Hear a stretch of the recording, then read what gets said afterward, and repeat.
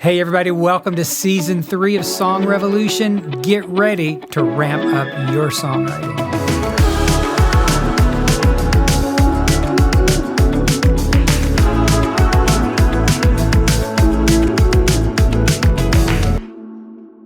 Hey everybody, John Chisum here. Welcome to Season 3 of Song Revolution. It is such a joy to be able to bring you this podcast to help you take the right steps to fulfill your call to write, to sing, and to make Jesus famous. We're so happy to be here with you. This is February, and we're kicking off a whole month of talking about music production. It's just no secret that things have totally changed from when I started in the music business 42 years ago, when it took 30 to 50 people to do what you can now do with the power of a cell phone. It's just incredible. I'm happy that I've been able to live this long and go from the very first Macintosh, whatever the number of that was they make fish bowls out of, to now you just have all the power in the world. And so everything that we do here is to help you create the kind of music that you feel God is wanting you to create. So be sure and jump into the NCS 2025 Songwriting Challenge.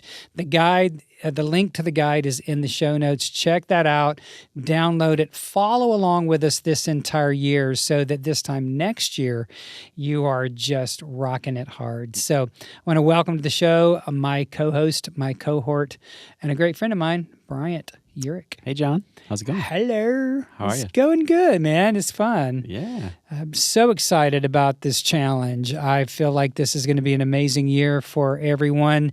January was really all about getting unstuck.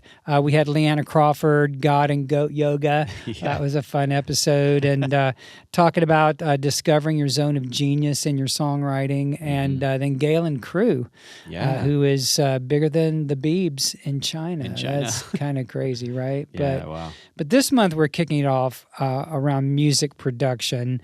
Next week we've got Kobe James, who's a producer and artist that we work with, talking about home production. But I wanted you and I to kind of dig into kind of the 30,000-foot view of what it means to go from a voice memo on your phone, if you're not a producer, if you don't really know all the gear and all that, to what's the real process to go from your work demo to the world. Yeah. And you as a producer, man, you know how to do this stuff. So I've done a few. You mentioned work demo. They used to be called work tapes, right? Because we had tapes, as an actual cassette tape. It's still hard to not call it that. Yeah. I've heard people do that around town, so it's still a thing. Your work tape. So we talk a lot about God giving us songs, and that's just kind of one of those things that we say. But, we teach a lot about the craft of songwriting, which to me is like where we always start, right? Because no matter what you sing into your phone, if it's not great, you don't want to go spend money to produce it out, right? Right. So we always start there. But this month, we're kind of suspending a lot of the craft of songwriting to talk about music production. Yeah. So you as a producer, how does the process start? Like, let's say that I feel like God gave me a song, I sang it in my phone, and I bring it to you. Kind of what's the big picture from there? Yeah. I mean, we get songs in all forms, right? We get people that send in songs that are just a melody, someone just singing into their phone. We get songs that are an acoustic vocal performance, a piano vocal performance. And then we get some of our writers are more advanced in Logic or using like a DAW where they can produce out sounds and actually kind of get a vision going for the song before they send it in, right? So we get them in all forms. I think as a producer, your job really is to hear a song in the simplest form and see the potential in that song, see where it can go, where it needs to go, and what elements of production are actually going to make the song win. Break that down a little bit. That's a very interesting thing you said, to basically reduce the song to its simplest form. What do you mean exactly by that, and how do you do it? Yeah, well, I mean, like I said, they come in all different forms. So sometimes it's almost easier as a producer to hear it in the simplest way, so that there's not additional elements that kind of influence it a Do you certain mean like direction. a cappella, or do you mean like I a mean, guitar vocal, piano vocal? yeah, the easiest way is probably a guitar or piano vocal. That's just a simple, arrangement of the song, the way that they think, or the way that they wrote it, right? So it kind of came out. They've sculpted it. Maybe they've worked on it for months. Maybe it just came out in a quick hour, but they've captured it in a way that has some sort of form. So it's a verse, chorus, verse, bridge. And they're strumming their guitar or playing chords Yeah. on the keyboard. Yeah, a simple chord progression with a melody on top. So that kind of gives you open range, right? To be able to hear the song and then think, okay, genre wise, where does this fit best? Maybe there's already an idea there. If the writer has an idea of, hey, I want to be a country songwriter. I want to be obviously Christian music. Is it CCM? Is it radio worthy? Is it worship, where that kind of has its own sound, has been developed over the past decade? So yeah, I mean, that's kind of the first step, is being able to, as a producer, being able to hear it and then also create a vision for it in your mind to where it needs to go. Yeah. I think that's really important for people tuning into the podcast, because we work with a lot of people that they're not in the Nashville music bubble, that we live in. And so they don't quite understand the progression of what happens, hence the podcast topic today. I've sung this song, I've sent it to you, you've stripped it down. Maybe you've worked with the chord progression a little bit. Maybe you've, as you just said, you've identified a genre and a style. Maybe the tempo changes a little bit. Maybe, whatever. Maybe the key changes to suit their voice a little better. Maybe someone else actually needs to sing the song. Right. Maybe the original writer is not the one to carry the song. So there are a lot of decisions that are made early on. And again, the writer, we kind of interface with the writer on that, because there's a lot of like questions back and forth of what's the vision for this song in your mind, and then how can we take that and expand on it and bring it to life. So how do you know the difference between what should be basically a demo level, or that's short for demonstration recording, which could be anything from a cappella to a piano vocal? When we say piano vocal, we mean piano and voice, or guitar and voice. You could do ukulele vocal. You could do kazoo vocal. We were you were both going to say kazoo. The instrument of choice is kazoo. Well, you can't sing. You can't do it at the same not time. At the same time. Yeah, It sounds a little weird, but you could do different things, right? Yeah. But it's standard is a piano or guitar vocal. But sometimes songs don't even really need to go beyond that. Would you say? Yeah. So how do you know the difference in your mind? I know this is kind of a wide open question, but how do you know when a song is like ready to go to a full on, what we'd say a master level that has the whole band? It sounds like a big production, cost $3,000 bass, versus a few $100s for a piano or guitar vocal. How do you know the difference in your mind? It's so funny, because we're in an age where recording is so accessible, right? Technology has made everything so easy to capture. And so there's always a question of like, there are songs blowing up on streaming services right now that someone recorded the acoustic guitar with their iPhone. There's simple, so there's this spectrum of like what is okay to do at a lower level, and when is it time to, like you said, hit the gas, do a full production, bring in all A-list players, do it in a nice studio. Forrest Frank, we were talking about Forrest Frank, right? Yeah. I mean, he's done a lot of production on his own, on his laptop. I don't know his full process, but I know a lot of his songs are pretty basic, and he, in the early days at least, produced a lot of those. We've talked about Josiah Queen, another artist who's just really blown up in the last couple of years. My friend here in Nashville, Jared Mark, produced his first record in his little tiny home studio, and they did it, I think on a really tight budget. and it is blown up. I mean, millions of streams, thousands of dollars a month coming in off streaming revenues from a really low budget. I mean, low budget being around maybe 1,000 or 1,200 a song. That's pretty low. Pretty low, yeah, pretty low. So yeah, I think there's a spectrum, and you can't know everything. There's a level of like discernment where you kind of think, okay, is the song worth? And we've had this conversation a lot about songs. Is it worth putting this amount of money into this song? Is the song good enough? We can't, we're not like able to tell the future and know what a song is going to do. But I think we give it our best shot to say, I think this direction would serve the song the best, right. and portray it the best. And so maybe after you do a piano vocal, which could be anywhere from $300 to $500. Yeah. I mean, 500 is a little steep even for a piano vocal, sure. depending on where you're doing it. I mean, if you have to go to a studio and pay an hourly, and then you've got to pay the musician and the engineer or whatever, it could be $300 to $500, right, for a piano or guitar vocal if you can't do it at home. Yeah. But in my mind and my experience, it's pretty obvious, what needs to happen with it after that. Like whether it's really worth going on to a $1,500 to $3,000 kind of production. Sure. If the song's really standing up, right? Yeah. Well, and even some of the simplest songs you can think of. When you asked that question, a song came to mind. Adele actually released a few years ago I think it's called "Easy on Me." Go a little run there. I can't sing really that do it, well. Yeah. And it's early in the morning. But it's so simple. It actually is a grand piano. It sounds incredible. Obviously, it's recorded in an amazing environment.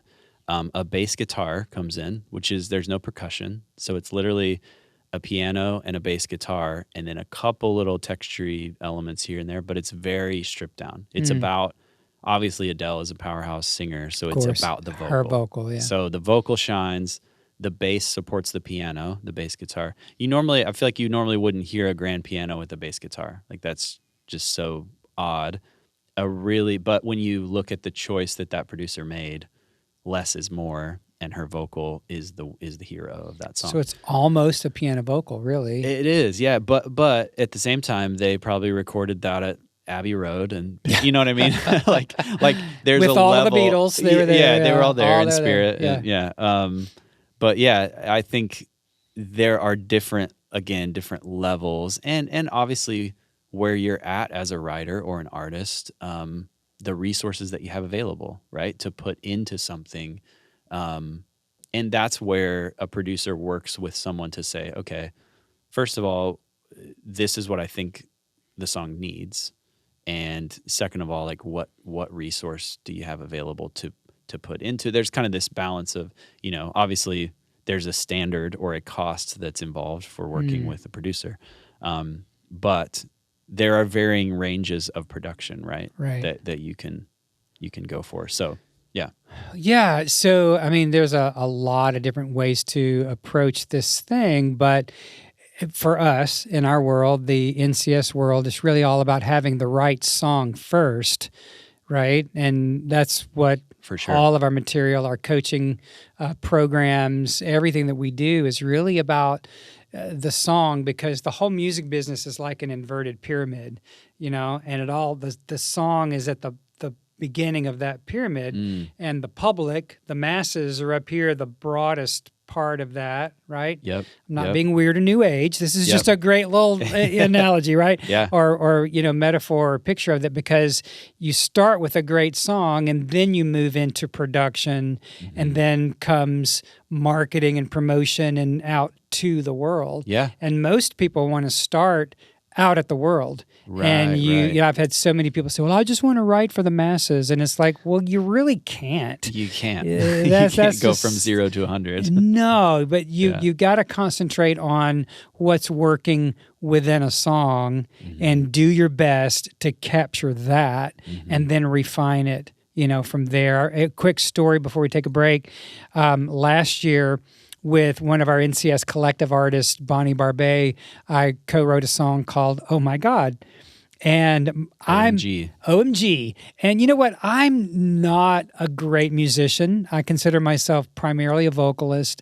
I can play chords. I can play some on the keys. But You're a good piano player. well, thank You you. don't give yourself Thank credit. you. But when it comes to like recording and home recording, I've had all the gear and I'm not great at it. And it's a huge time suck for me. Mm-hmm. I just don't really want to spend my time doing it. I would rather be crafting a great song and then come to you and let you do what you do great. You're a great songwriter too, but I would rather you take this and make it something great. So last year, I wrote this song, Oh My God, OMG, with Bonnie, and I did my little home recording. And if you heard it, it is so wildly different from what producer Sam Hart did with it. It's crazy. I had this I had kind of a Phil Collins, oh my God, your love surrounding, your love, and it was just do.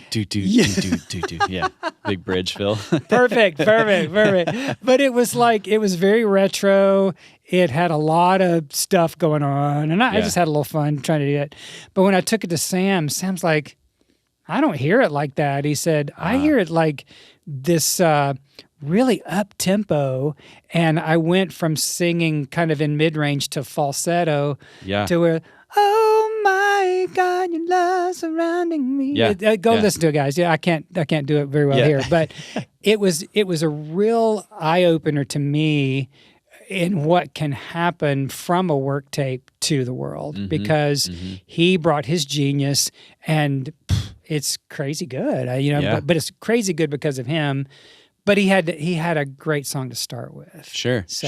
Yeah, and he was able to see the potential in what it could be beyond even what you thought it could be. Exactly. It's kind of like the body of Christ. We all have a gift to bring. Yep. Well, when we come back, I'm going to go even deeper in what it takes and going a little more granular in the process of writing, recording, and releasing, and what that really means, because we're right up in the middle of all that here at NCS. Yeah. All right. We'll be right back, guys.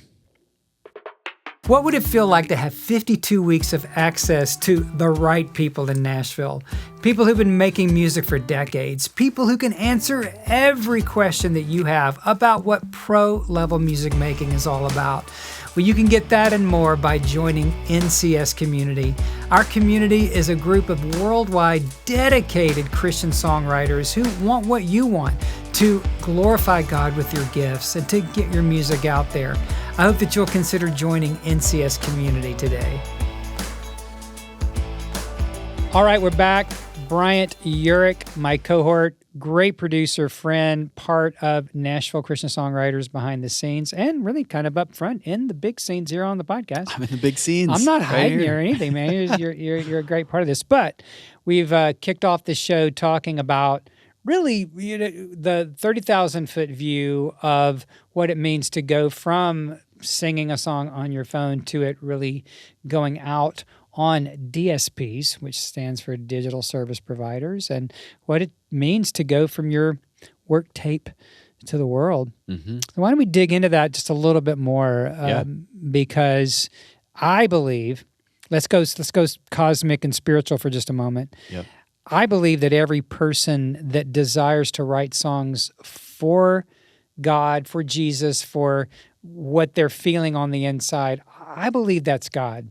I believe that's the Spirit of God motivating them, whether their song ever gets sung out in public or it's just for them, right? It's God moving in our lives. I know that you felt that as a songwriter when you came to town, 8-9 years ago? 9 years. When we met, and I believe that. And so we're here to empower Christian songwriters and artists, and we're able to do that now. God's totally equipped us with our studio and our offices and everything that we're doing, but I want to find ways to encourage people to get their songs out. And I know there's so many people that are frustrated because they, number one, maybe struggle with writing at the level that people in the general marketplace could welcome, right? Sure. That's the first thing. So we address that with all that we do, whether it's our 2025 NCS Songwriting Challenge, download the guide in the show notes, or it's our NCS community, Mm-hmm. or it's group coaching, which we're launching this month. Again, we've done it for 10 years, but we're relaunching it this month. Or one-on-one, working with me or with one of our coaches, or our artist development program. Mm-hmm. The whole point is to take that spiritual impetus to worship, to evangelize, to share the love of God. That's why we do this, right? Yeah. But I know that a lot of people listening are probably frustrated because maybe they don't quite know if their songs are good enough.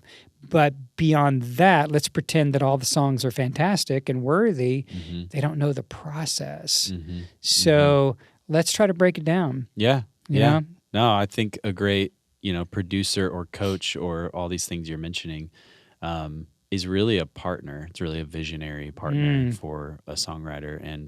And it, coming from my own experience, knowing what it feels like to be on my own, feeling this like deep sense of calling or, thing that I feel like I need to do, but I don't know step one and I don't know step 2 or 3 or 4 or 5. And I don't have a partner to help me get there. Right. So a great producer can hear a song and go, I'm going to partner with you in the vision for this song and bring it to life. A great coach can say, I'm going to help you learn how to write songs and take what's in your heart and your mind, get it on paper, put it to music.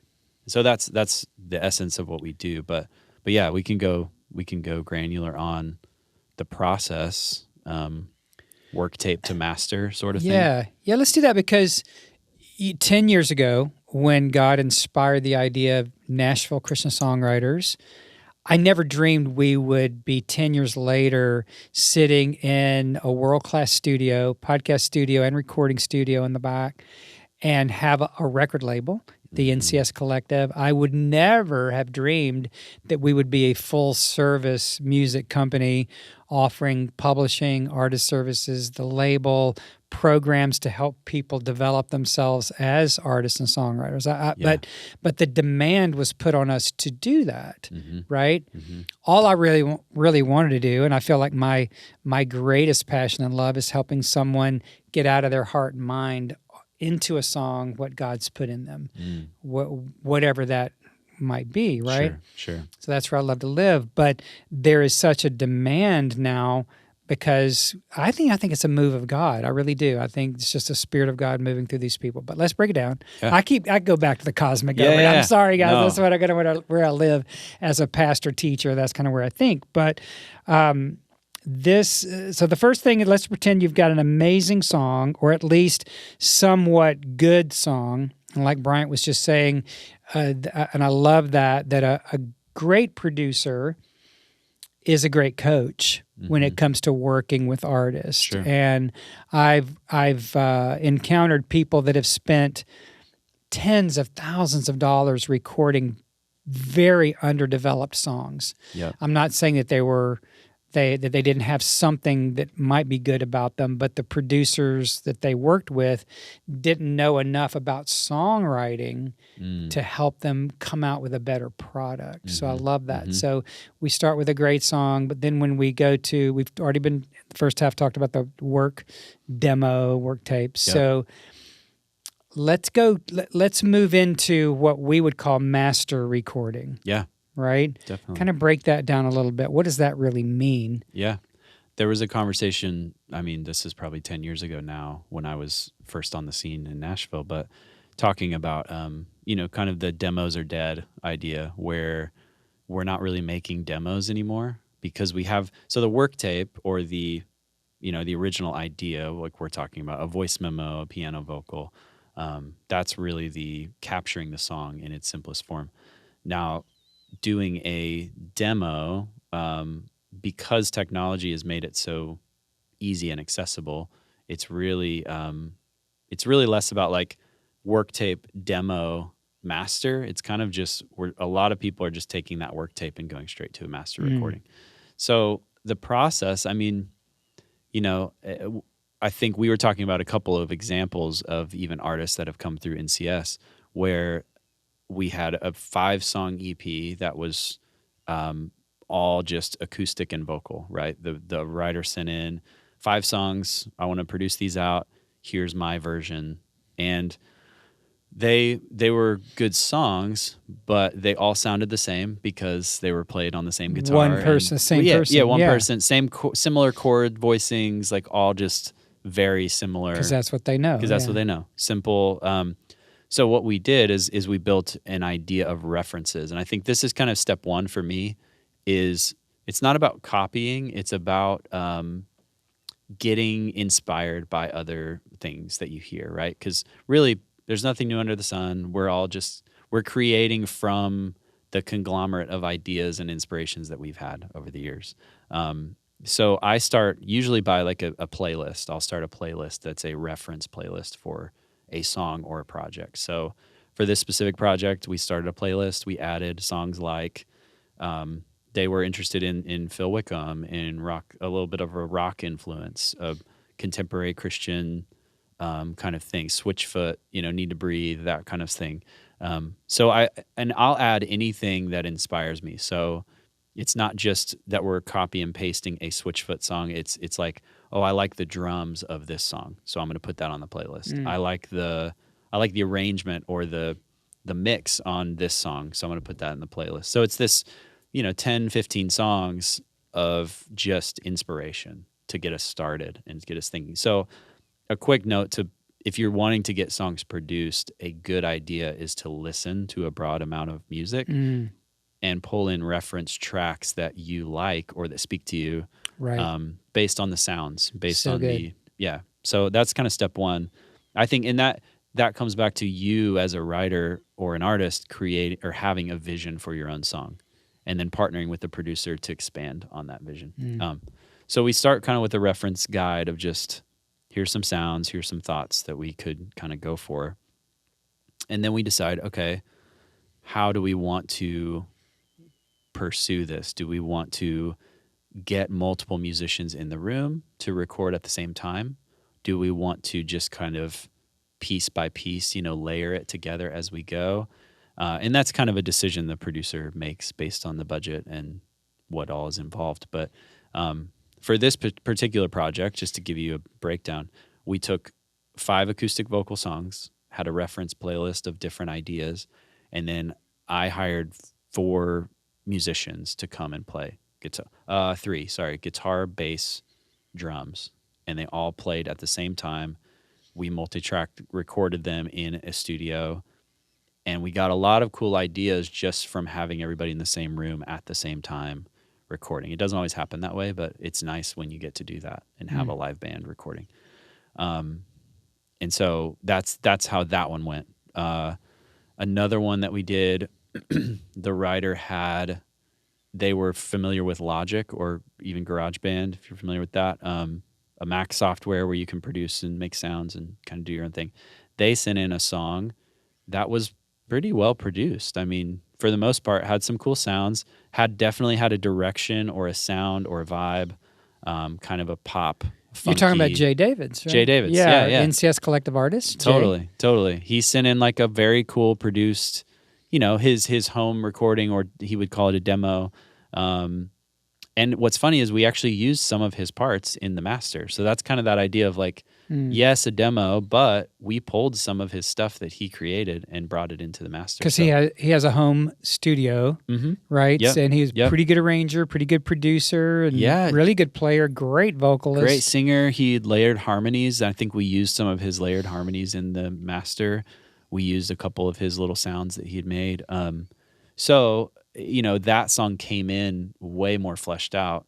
It was just really up to me to go, okay, how else can we elevate this to be professional level? And just a little bit of background on Jay. He went through our Pro Song Mastery program, our 8-week online group coaching, and then he actually did our artist development program, which is a 90-day platform building, launch your career program. And then he came to you. Yeah. I mean, part of our family here, but you wound up producing the record. It sounds great. Yeah. He's got 2 singles out right now, Free Indeed and I Say Yes. So I think, This And month, so I Say Yes drops. we'll put those in the show notes. You can check those out. But Yep. go on. I mean, so Yep. he came in a little bit of a higher level Yeah. than most people, perhaps, because he's Yep. been developing his skills somewhat. Right. And I would say he's more of a producer writer himself, right? Mhm. So again, it's kind of that you said, even relating to the body of Christ, we all have different gifts and we all have different skill sets. So you may be a writer that only sings, doesn't play an instrument, but you write songs and you record the songs singing a cappella and you need somebody to put music to them. Now Jay's on the other side of the spectrum where he can kind of get some sounds and get some vision going for his own songs. Neither one is bad. It's just knowing where your strengths are and getting the right people involved to help you bring them to life. So yeah, that's kind of two examples. I mean, again, the process can go a lot of different ways, but I think it's finding the right partner or the right producer to really bring the song to life. I'm not the guy for every song by any means. If it's like a polka, funky Motown thing, Rap. I'm probably not you could the do guy. some good rap, Hip hop, house music, I don't know. trap. we can try, but I kind of know my lane, right, as a producer. So if it's outside of my lane, then I'm going to be like, yeah, I think this guy might be better. I'm not just going to leave you hanging, but try to connect the dots and find the right person. Gregatron, who produced Anya Lee's more recent stuff. Great, like EDM pop, that's his thing, and it's amazing. He does a great job. Right. So, everybody has their strengths and skills. It's kind of connecting the dots and finding the right people. And that's what I love about you. I mean, you're such a great coach at the songwriting level, but you also are a connector in like just knowing, hey, like you connected Anya and Gregatron. So like you knew, hey, she wants to do a pop thing. He's great. Let's connect the dots. So you're a great EP, executive producer, hanging out in the loft, just directing. Thank God, because I just hate EQing snare drums. It's just like that is water torture to me. So, okay, so let's say that we've got a great master. Let's try to land this plane here in the last few minutes we have, and that you today, because of the democratization of music, anybody could record something even on their phone, jump over to TuneCore or to DistroKid or CD Baby, and within a half hour set up an account and release a song to Spotify. 120,000 songs a day. It's insane. It's insane. Yeah. And what is it, like 70 or like a huge percentage of those songs never even get any streams? I can't remember what the stat was. This is unverified, but a friend told me recently that there were over 13 million songs on Spotify that don't have one listen. Yeah. And so it's like, crazy. Why? Even the person that submitted them hasn't listened. Well, you'd think at least their mom or nim would listen at least once. Right. But anyway, so that's unverified. But it doesn't surprise me that a vast percentage would not be listened to because what's missing is marketing. That's what's missing. And so here we are at this juncture at NCS, and we have a record label. And we have a record label, the NCS Collective, because there was so much great music that we were producing and helping write and create and shepherd along the way. But we had to go get distribution. And we're distributed through our friends at NRT Music. And New Release Today. NewReleaseToday.com. But you can't just throw a song out there on Spotify and expect anybody to listen. Right. You have to give people reasons to listen to your music. And so maybe we need to take another podcast this month to talk a little bit about that. Although we do have some great months coming up about how to build your music career. So we'll be touching on that through this year because it's really about, I think of a wheel. And every spoke is important in that wheel, right? To make it turn I used to work on bicycles and we'd talk about truing the wheel, because if you have some spokes that are wonky, you're your tire's going to be out of true, right? Yeah. And so every spoke is important, and it's got to be the right tension. It's got to be placed just right. And so often we think because God's touched our heart, inspired us, we sing a song on our phone and we think it immediately needs to go to the world. And it's just not true. Ha ha ha. Da, da, da. So it takes all of it. And so you get the song, maybe you do a demo, maybe you go straight into the master recording. Now you have the master recording, you can put it out on Spotify. But then what? What happens from there? You've got to have the mentality that you are responsible to give people a reason to go and hear that song. Yep. Whether that's a few or many. Yep. Well, and even you get on Instagram or, well, probably not TikTok anymore. It's getting banned, but maybe. Say that again. Jury's out. TikTok getting banned in the U.S. Oh, yeah. At this point in this podcast recording, the jury's still out. Jury's still out, yeah. But Instagram, get on for 5 minutes and you'll see some pretty terrible songs being promoted, through videos and like kind of lip syncing things. And the comments are like, it's like moving the song forward. It's getting more views because all the comments are just negative and they're like, this is terrible, stop doing it. Like, so you're right in the sense of like, let's get things first. Let's get a great product. Let's have a great song. Let's record it in a way that portrays it the best. Doesn't mean you have to spend $10,000 on a master, but let's get it done to serve the song the best way. And then the promotion. Then people get the cart before the horse. They have no idea how to write a song. They throw something together. It sounds terrible, and it's I'm being very judgy right now. Sorry. It sounds terrible, and the concept's not even there. And then they're trying to promote it like it's something that's worth listening to, right? And unless you want people to make fun of you and generate, buzz out of a negative thing. Who wants to build a platform on that? I mean, geez. I don't know. Unless you come around and you're like playing the long con and you come out and you're like actually amazing, but you put out terrible stuff just to grow a platform. I don't know. That's a whole other topic. That is. Well, we're just about out of time today, so I think maybe we need to come back and talk about production-ready songs. I think that would be a great topic for us to work with next time around to help people know. I mean, now that we at least know the basics that from your cell phone to a demo or the master, then released and marketed. I mean, that's kind of the big picture, really, and we can get granular with that. But I think, again, it's true to us. I think we need to come back and talk about production-ready songs. Yeah, that'd be great. All right. Thanks, Bryant. Thank you. All right, guys, thanks for tuning in this week. We are just in the second month of our NCS 2025 Songwriting Challenge. You can find the link to the downloadable PDF, 31 pages, walking month by month, adding as many skills as we can so that you're not sitting in a stuck place that by this time next year you are so on fire with your songwriting and that you are so engaged with what God has for you that it just blows your mind. That's what we want.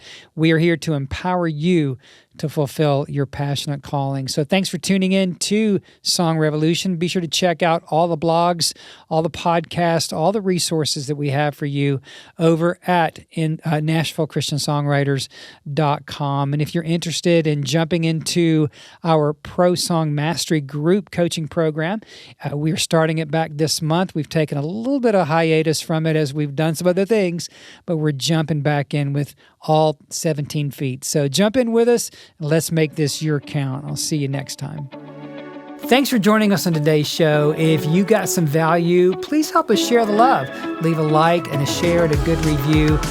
Be sure to check out everything that we have to offer you at NashvilleChristianSongwriters.com. We'll see you next time.